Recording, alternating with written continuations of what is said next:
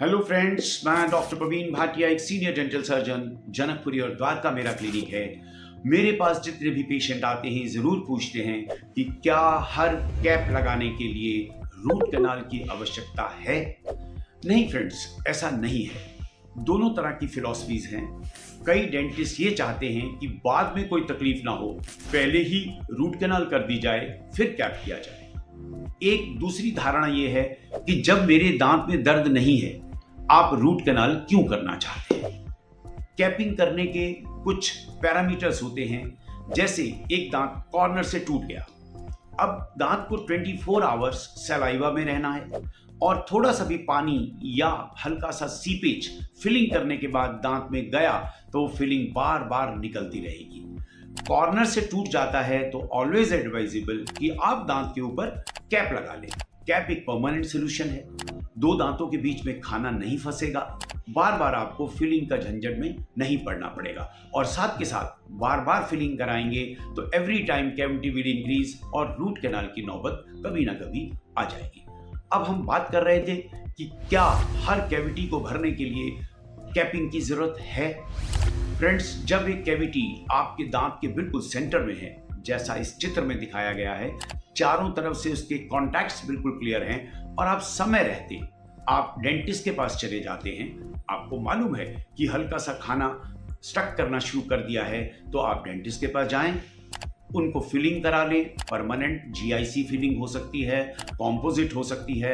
अगर हल्की सेंसिटिविटी है या दर्द है तो उसको पहले टेम्परेरी फिलिंग करके एक वीक वॉच कर लिया जाएगा, उसके बाद आपको फिलिंग कर दी जाएगी। द चैप्टर इज क्लोज्ड, आपका दांत भी बच जाएगा और आपको दर्द भी नहीं होगा। हाँ, अगर आप थोड़ा उसको डिले कर देते हैं, मान लीजिए आप कैविटी को इग्नोर करे जा रहे हैं और सेंसिटिविटी बढ़ती जा रही है, तब आपको रूट कैनाल की आवश्यकता पड़ सकती है। और जब कैविटी बड़ी हो गई, उसके साथ उसके कॉर्नर्स भी इन्वॉल्व हो गए, कॉर्नर टूट गए, तो आपको कैपिंग की आवश्यकता जरूर पड़ेगी। और कैपिंग करने के लिए ये जरूरी नहीं है कि हर दांत के ऊपर पहले रूट कैनाल की जाए। उसकी आप पहले फिलिंग कर लें, एक हफ्ता उसको ऑब्जर्व कर लें।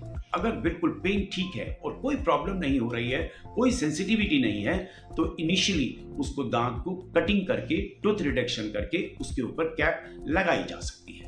जब कैप लगा दी, उसके बाद सब सिम्टम्स नॉर्मल हैं, you can enjoy your food, आपको दर्द भी नहीं होगा, रूट कैनाल की आवश्यकता भी नहीं पड़ेगी।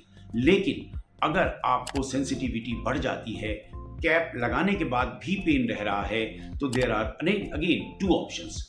एक ऑप्शन रहता है कि कैप को लगे लगे हम रूट कैनाल कर दें। हमारा मकसद सिर्फ नर्व्स तक पहुंचना है, वो चाहे हम कैप के थ्रू पहुंचे या नेकेड टूथ के थ्रू पहुंचे। तो अगर एक सक्षम डेंटिस्ट अच्छे से आपके दांत के कैप को भी प्रिजर्व कर देता है और एक स्मॉल होल करके आपके नर्व्स तक पहुंच जाता है, तो आपका रूट कैनाल भी कैप के लगे लगे हो सकता है। कई बार दांत बहुत ज़्यादा डिके होता है या कैनाल्स नहीं मिलती, तो एडवाइजेबल होता है कैप को निकाल लें, रूट कैनाल करें, फिर दोबारा कैप लगा दें, क्योंकि cap is not at all important.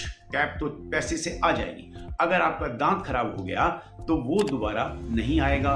उस मिसिंग दांत को बनाने के लिए या तो आपको ब्रिजिंग करानी पड़ेगी या इम्प्लांट्स कराना पड़ेगा। तो इसलिए ये बिल्कुल ज़रूरी नहीं है कि आप हर दांत की कटिंग कराने के लिए आप रूट कैनाल कराएं। मान लीजिए आपने एक मिसिंग दांत ब्रिजिंग के थ्रू करवाना है, तो दांत की कटिंग की जाएगी दोनों साइड्स पर। ये जरूरी नहीं है कि दोनों साइड्स के दोनों दांतों को आप रूट कैनाल कराएं।